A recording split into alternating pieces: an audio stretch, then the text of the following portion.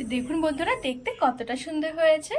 কোনো রকম তেল ছাড়াও কিন্তু খুবই সুন্দর জলখাবার বানানো যায়, যেমন হেলদি তেমনই টেস্টি, আর কতটা নরম তুলতুলে, আর ভেতরটাও কিন্তু খুবই সুন্দর জালিদার হয়েছে।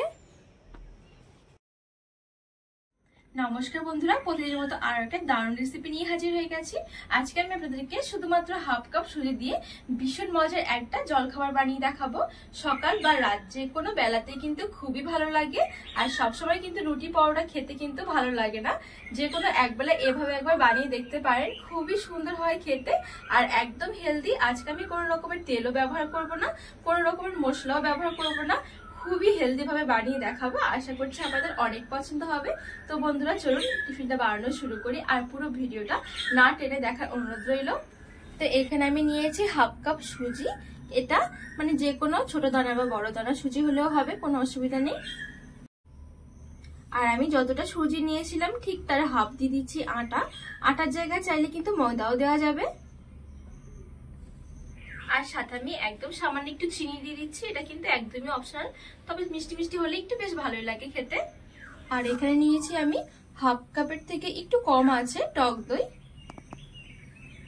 আর সাথে আমি দিয়ে দিচ্ছি হাফ কাপের থেকে একটু কম জল। সবকিছু ভালো করে মিশিয়ে নেব এবার।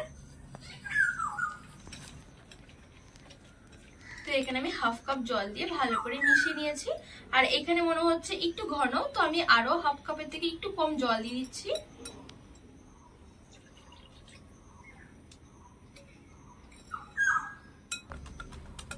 তো এখানে আরো জলটা দিয়ে আমি ভালো করে মিশিয়ে নিয়েছি। আর এই দেখুন, এখন কিন্তু খুব বেশি একটা মোটাও নয়, আবার কিন্তু একদমই পাতলা নয়, তবে সুজি একটু ফুলে যাবে, যেহেতু সুজি জল পেলে একটু ফুলে যায়। এবার আমি ঢাকা চাপা দিয়ে ঠিক 10 মিনিটের জন্য একটু ঢেকে রেখে দেবো। আর বন্ধুরা, এই টিফিনটা বানানো কিন্তু খুবই সহজ, অল্প সময়ের মধ্যে কিন্তু বানানো হয়ে যায়, আর খেতে কিন্তু খুবই ভালো লাগে। তো এখানে মোটামুটি আমার 10 মিনিটের মতন হয়ে গেছে। আর এই দেখুন, এখানে 10 মিনিটের মধ্যে কিন্তু অনেকটাই কিন্তু সুজিটা ফুলে গেছে, আর এখানে অনেকটাই ঘন হয়ে এসেছে। আর ঠিক এরকম করে কিন্তু একটু ঘন করে রাখতে হবে, খুব বেশি পাতলা করলে কিন্তু হবে না খুব একটা ভালো। এবার আমি এখানে দিয়ে দেবো একদম সামান্য একটুখানি বেকিং সোডা, আর একদম সামান্য একটু নিয়েছি বেকিং পাউডার, আর দিয়ে দিচ্ছি সামান্য একটু লবণ। আর এখানে আমি নিয়েছি একদমই সামান্য একটু গোটা জিরে। এই জিরেটা দিলে কিন্তু খেতে অনেক বেশি ভালো লাগবে। এবার ভালো করে সবকিছু মিশিয়ে নেব।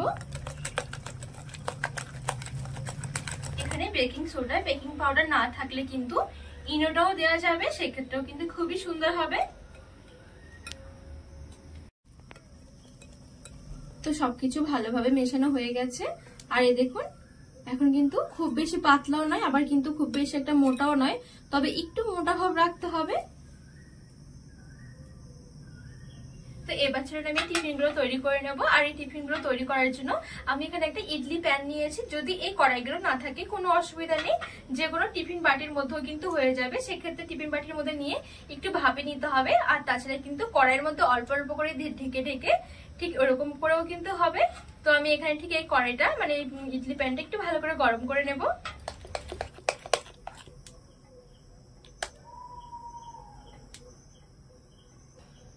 তো ঠিক আমি 1 চামচ করে দিয়ে দিচ্ছি। আর এখানে কিন্তু আমার এই কড়াইটা ভালোভাবে গরম হয়ে গেছে।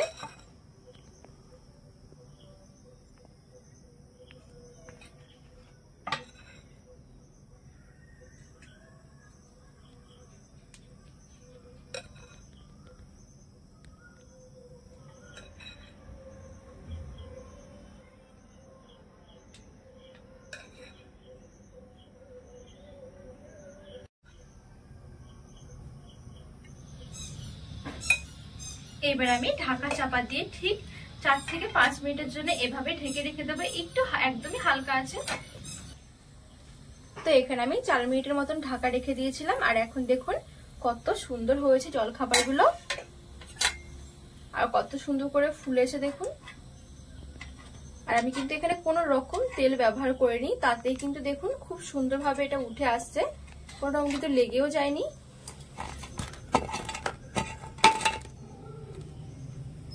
তো বাদ বাকি টিফিনগুলো ঠিক আমি একইভাবে তৈরি করে নেব।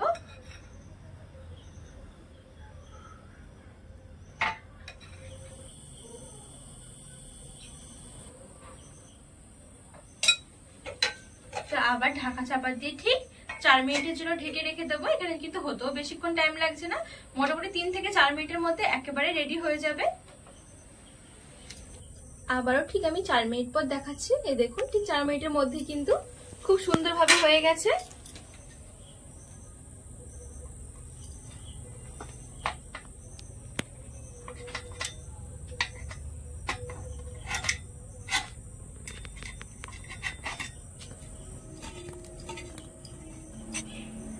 তো এখানে আমার খুবই অল্প সময়ের মধ্যে সবগুলো জলখাবার রেডি হয়ে গেছে।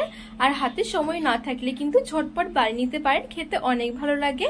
আর যে কোনো কিছুর সাথে ভালো লাগবে, চাইলে তরকারির সাথেও খাওয়া যাবে, আবার চাইলে কিন্তু সসের সাথেও খাওয়া যাবে। তো এই দেখুন টিফিনগুলো কতটা সুন্দর হয়েছে, একেবারে নরম তুলতুলে। আর এই দেখুন ভেতরটা কতটা জালিদার হয়েছে। তো বন্ধুরা, আজকে জলখাবারের রেসিপিটি কেমন লেগেছে অবশ্যই কিন্তু কমেন্ট করে জানাবে। আর রেসিপিটি ভালো লাগলে চ্যানেলটিকে সাবস্ক্রাইব করে পাশে থাকা অনুরোধ রইল।